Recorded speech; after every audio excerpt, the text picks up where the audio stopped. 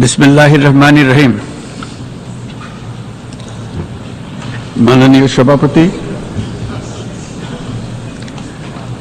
জাতিসংঘের সাধারণ পরিষদের সভাপতি নির্বাচিত হওয়ায় প্রথমেই আপনাকে আন্তরিক অভিনন্দন জানাচ্ছি।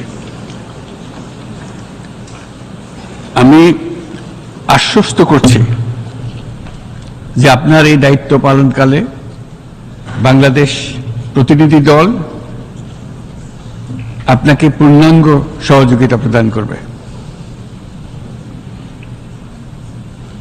জাতিসংঘের ম্যান্ডেটকে সমুন্নত রেখে বৈশ্বিক সংকট সমূহ নিরসনে মহাসচিব অ্যান্টোনিও গুতেরেসের দৃঢ় প্রতিজ্ঞ সাফল্যমণ্ডিত নেতৃত্বের জন্য তাকেও জানাই আন্তরিক সাধুবাদ। সামিট অব দ্য ফিউচার আয়োজনে আমি মহাসচিবের দূরদর্শী ভূমিকার বিশেষ প্রশংসা করছি।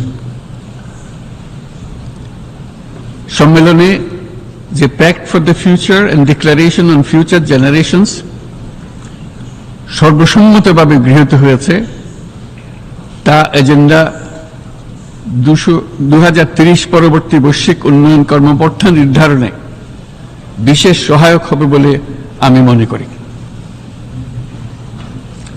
বাংলাদেশ বিশ্বাস করে যে এই সম্মেলনের অর্জন বৈশ্বিক সমৃদ্ধি অর্জনের জন্য আমাদের সবার অভিপ্রায় ও সহযোগিতা কাঠামো প্রণয়নে দিক নির্দেশক হিসেবে কাজ করবে।